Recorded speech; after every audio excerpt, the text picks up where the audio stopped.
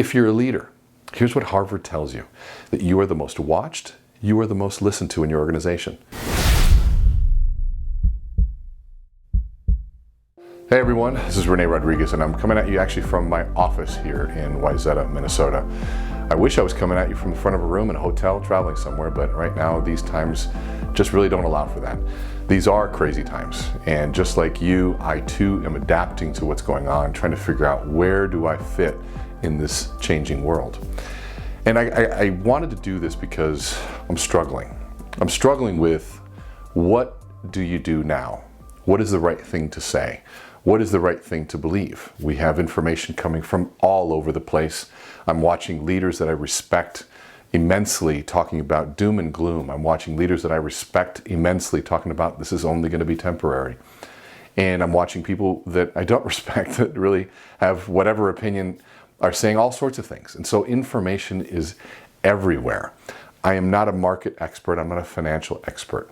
What I've spent the last 23 years of my life is understanding is behavior and human emotion and how that applies to what we do on a daily basis. And so I wanted to come out here and give you my perspective as to what's happening from a behavioral and emotional perspective.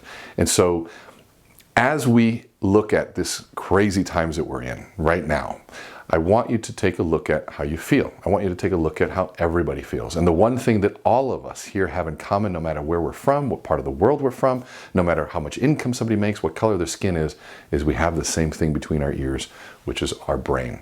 And I learned 20 some years ago from my mother that if we understand how that brain works, everything becomes easier.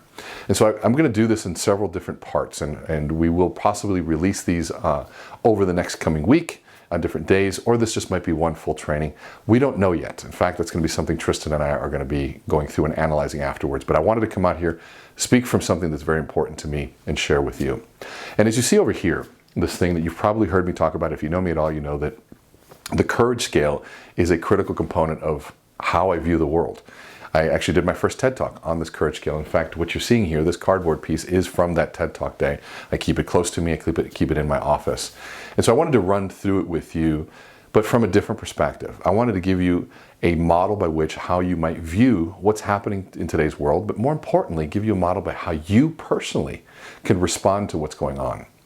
I have some very real messages that I want to give you, and the first message I want to give you is if you're a leader, if you're a parent, if you're anybody that anybody looks up to, if you're anybody who influences anybody, at the end of this time, this period that we're in, this phase, this season, whatever you want to call it, you're going to be judged.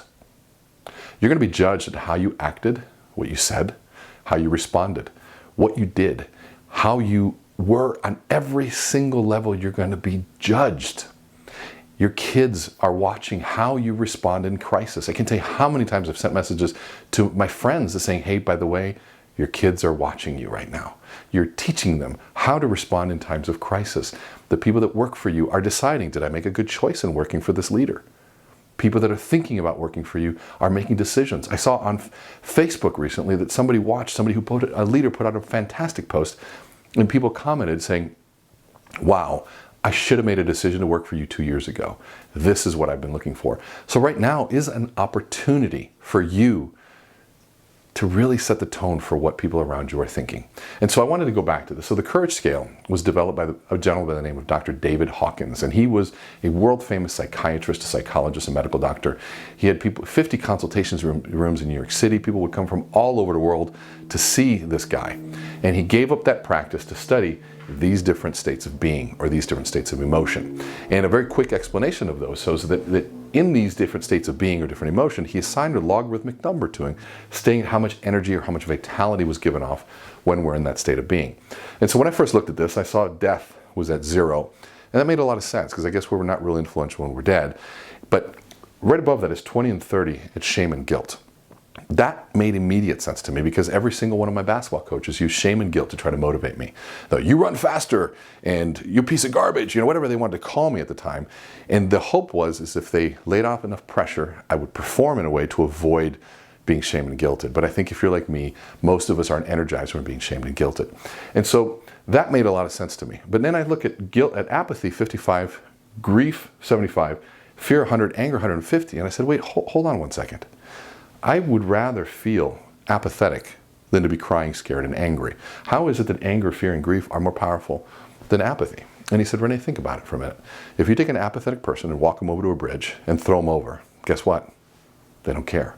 But if you take an apathetic person and give them all the best tools, all the best training, all the best opportunities, and they still don't care.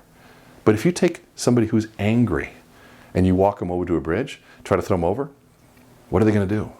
We already know. They're going to try to throw you over the bridge. They're at least going to fight you back because they're alive, right? That is when it made sense to me. That's when it made sense that anger actually is very close to this line of courage. And this courage line of 200 is what we call the dividing line between the taking side of life and the giving side of life. Giving being openness, willingness, reason, love, joy, peace, enlightenment, all the things that we sort of strive for.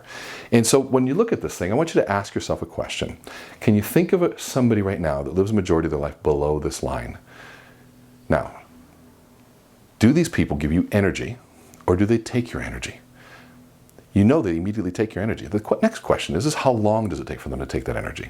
You can be having a fantastic day, everything going great, and that person who's below the line calls you on the caller ID and you see their name, and all of a sudden you're going, hey, what's going on? And you see their name and you're going, ugh. And immediately just seeing their name sucks the energy right out from you. And so now think of somebody that lives a majority of life above this line. In joy, peace, enlightenment, love, all that stuff that we strive for. Do these people give you energy, or do they take it away?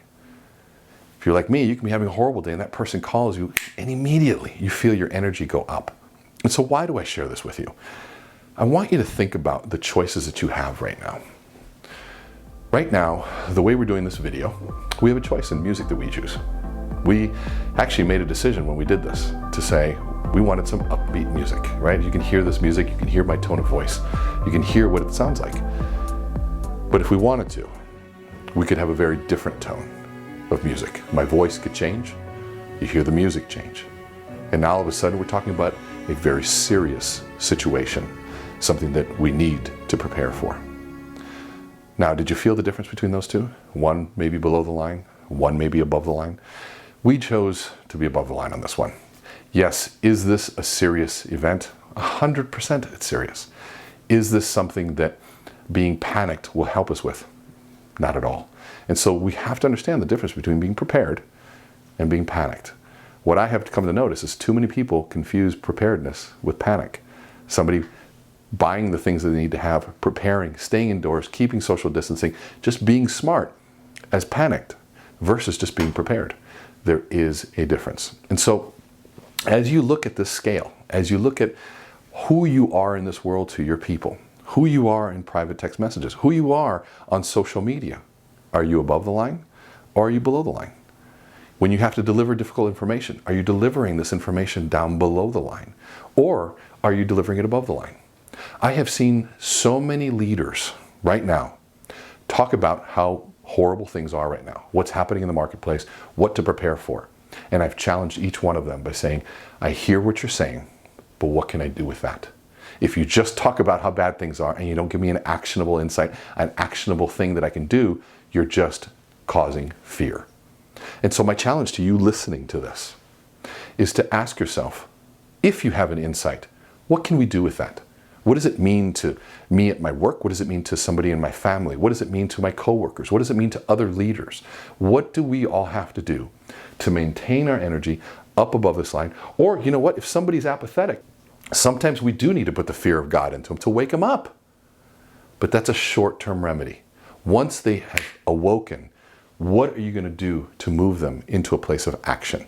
Because here, we don't act here. This is a place of being frozen. This concept came out of a book called Power versus Force. We adapted it to be a little bit more business friendly. And of course, power being above this line and force being below the line. We know from a long-term perspective that power and invitation, the ability to invite a behavior from somebody, is a lot more powerful than being able to force it out of somebody.